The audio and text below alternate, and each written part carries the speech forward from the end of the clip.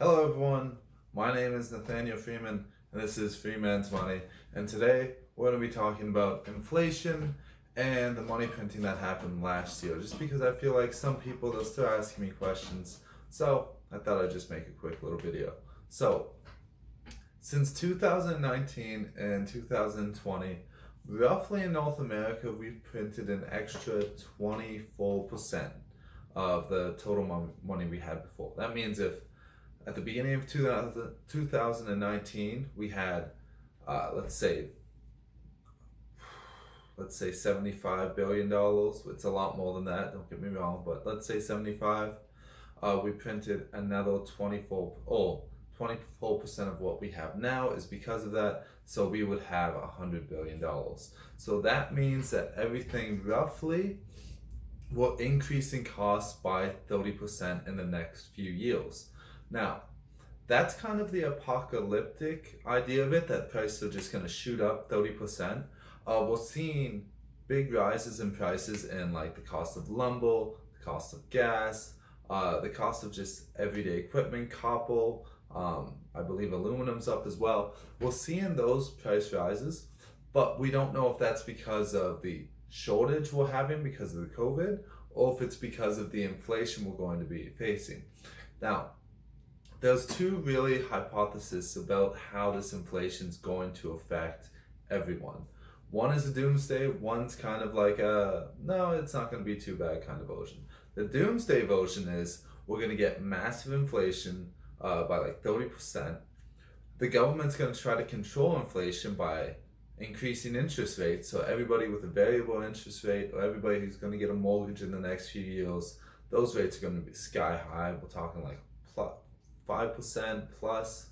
So every investor that's dealing with variable rate debt or variable rate mortgages, they're going to see sky high rates, and then they're thinking that all this could lead to another Great Depression where the economy's really sunken, there's no jobs, is all that.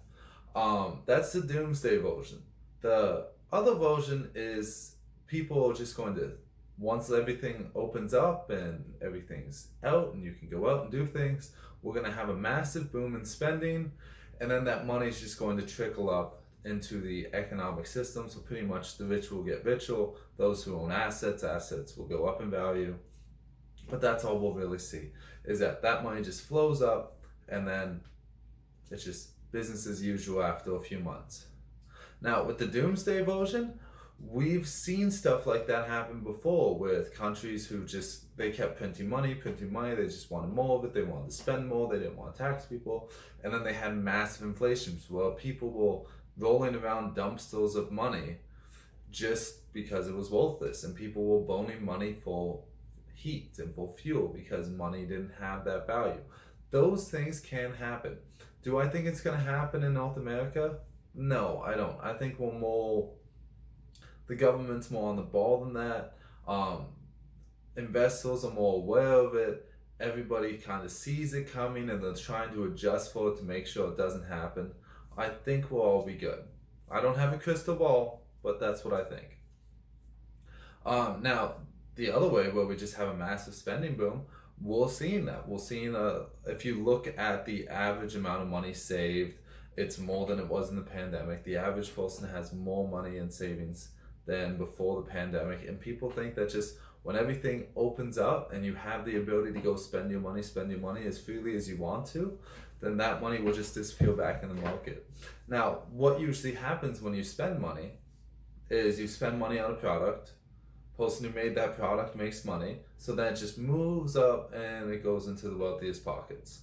So we might see the rich get further ahead, where they're talking about that bridging wealth gap between the lower class and the rich and how it just keeps getting wider. We might see that just boom up, like it might get even more drastic. That doesn't mean you can't still become wealthy. That doesn't mean like I can't still become wealthy, but it is something that might happen. Well, let me explain what usually happens. Let's say you come up with a product that people really like, they buy that product, money goes into your pocket, you pay the government their share of taxes, but that money, since you own that asset, money just keeps flowing into you. Now, what also happens is, let's say guy B comes along and he creates a better version of your product, and then he starts making some money that you were making. So then your wealth would slowly deteriorate as you spend money, and then his wealth would go up. But assuming that you were smart with your money, you would have been buying assets with that money. So then you have other assets giving you cash flow.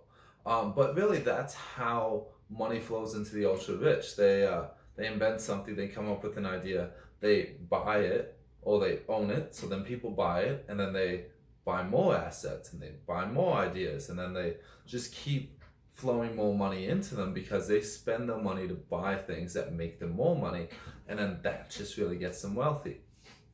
So everyone can do that. You have the same opportunities, but they just have that generating cash flow at the beginning that really boosts them along.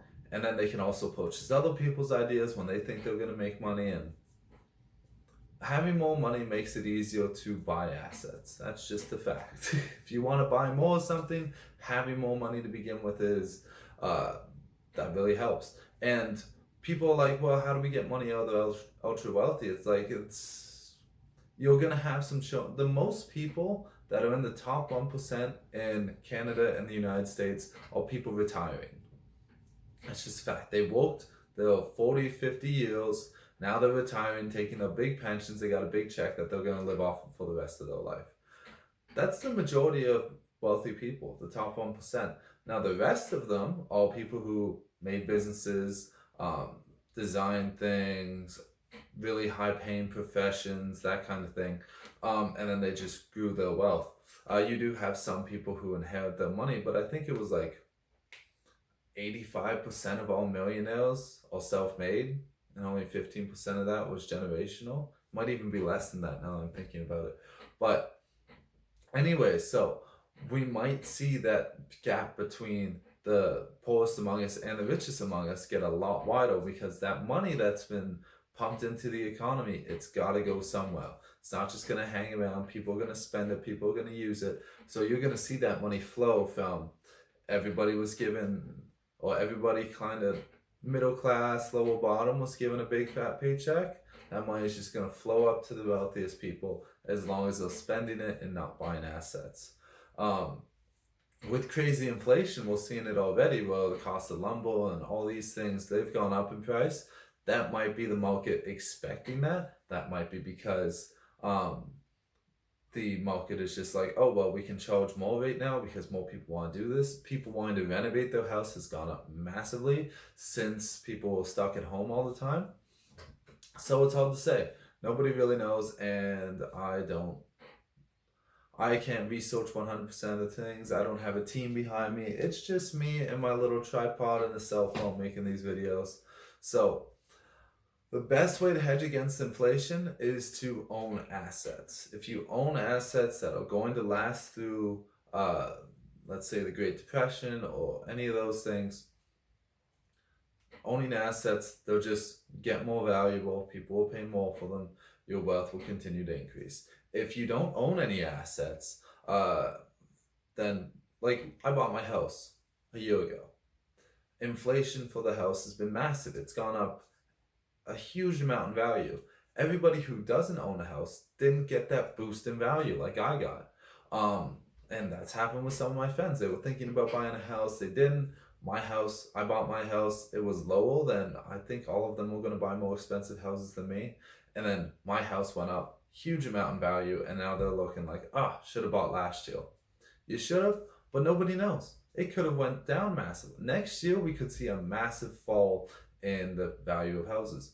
Nobody knows. But safest bet is to bet on owning assets. That's always worked in the past. Now, what assets are going to be the most valuable? And let's say that giant depressing figure, that 30% interest rate, and all these things. Nobody knows. Nobody knows. The best stock to own during the dot-com bubble and the 2008 financial crash was Domino's Pizza. It just went up. Just kept going up. People were spending money on it. It was great. It was the best stock to have owned looking back 2020. Who knows what it's going to be for the next step? Now, a lot of people are saying tech's the future, and it's not like I disagree with them. And they're like, oh, well, Etsy and all these things, yes, they might be the future. We'll see. Only 20% of all commercial sales all done online.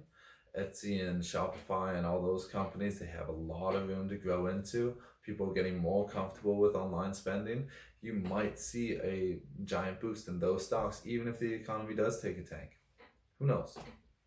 Who knows? But inflation, it's coming in one form or another. Whether we're going to see massive inflation for a few months and then it just drops off because that was just a spending craze, or whether it's going to be sustained increase of 24% or 30% across a large, well, just across everything, we don't know. Nobody knows, but we're anxious to see what happens out, and I really hope it's just a spending boom and then things taper back off. But we'll see. If you like the video, smash the like button, subscribe to the channel, and I'll see you guys here next time.